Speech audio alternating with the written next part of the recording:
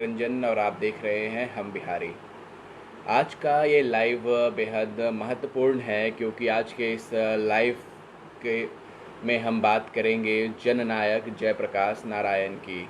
जननायक जयप्रकाश नारायण की बात करना आज इसलिए भी प्रासंगिक है कि आज जननायक जयप्रकाश नारायण की पुण्यतिथि है।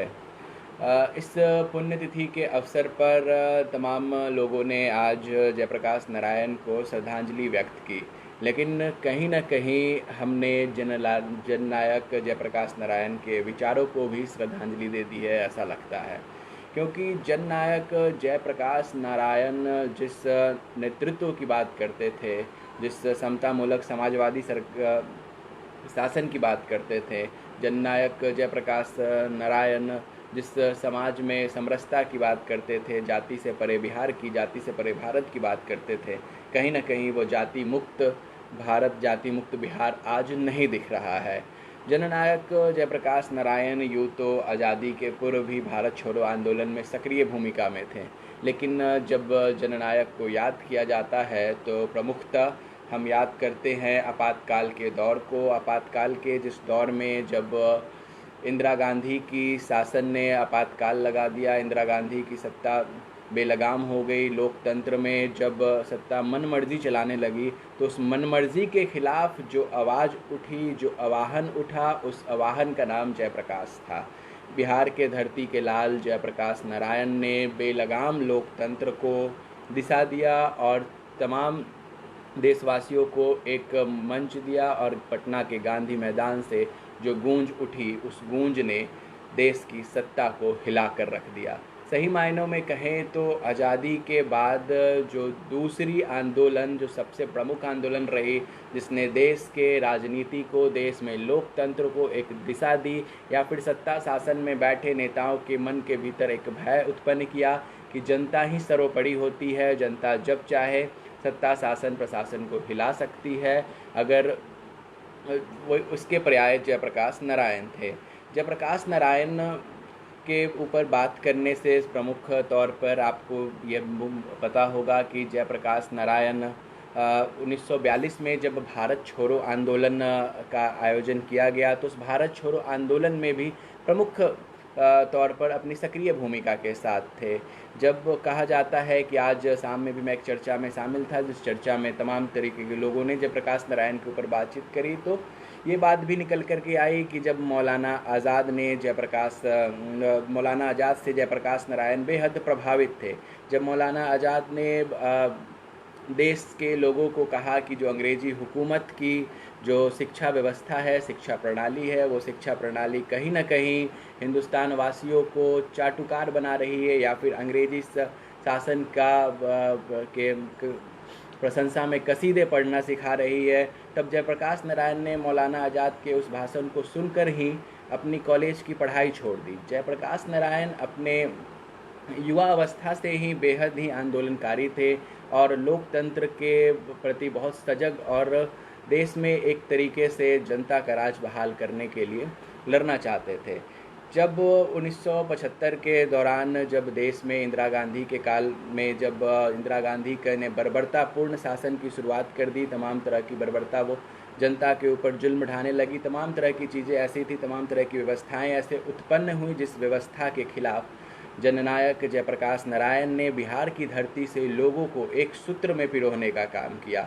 एक सूत्र में पिरोना उस वक्त इतना आसान नहीं था, क्योंकि आज़ादी के बाद देश में जो लोकतंत्र की बहाली हुई, 1950 में जो गणतंत्र आया, पहले चुनाव के बाद से ही कांग्रेस का एक अहम पैठ भारत की राजनीति में हो चुका था। कांग्रेस को घमंड था कि वो देश की सत्ता पे बरसों से काबिज है और आने वाले वर्षों तक वो काबिज रहेगा। इसी घमंड में कहीं ना कहीं इंदिरा सरकार चूर थी, और उस घमंड को चूर करने का नाम था जयप्रकाश नारायण की बात करना आज के युग में इसलिए भी प्रासंगिक है क्योंकि जयप्रकाश नारायण के ही जो शिष्य हैं, जो चेले कहें जयप्रकाश नारायण के, वही आज के दौर में बिहार की राजनीति में अपनी बागडोर संभाल रहे हैं। कहीं ना कहीं जयप्रकाश नारायण बिहार की राजनीति में आज भी सक्रिय हैं, कि मरने के बाद भी सक्रिय हैं, क्योंकि उनके चेले ही की के हाथों में आज कमान है। जयप्रकाश नारायण तो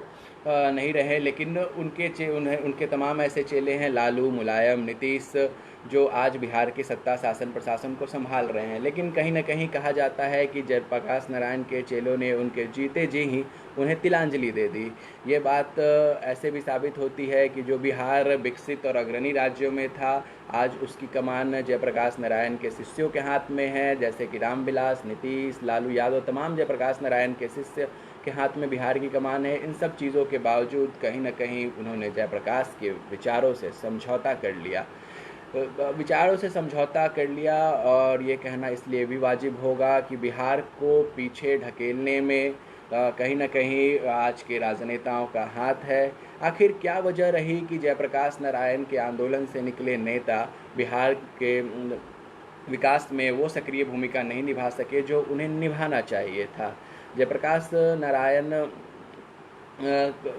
के नाम पर बस एयरपोर्ट बना देने से, जयप्रकाश नारायण के नाम पर बस उनकी प्रतिमा लगा देने से हम जयप्रकाश के विचारों को जीवित नहीं रख सकते। जयप्रकाश के विचारों को जीवित अगर रखना है तो समाज में समरसता, गरीबी उन्मूलन की तरफ आगे बढ़ना होगा, क्योंकि जयप्रकाश नारायण ने कभी भी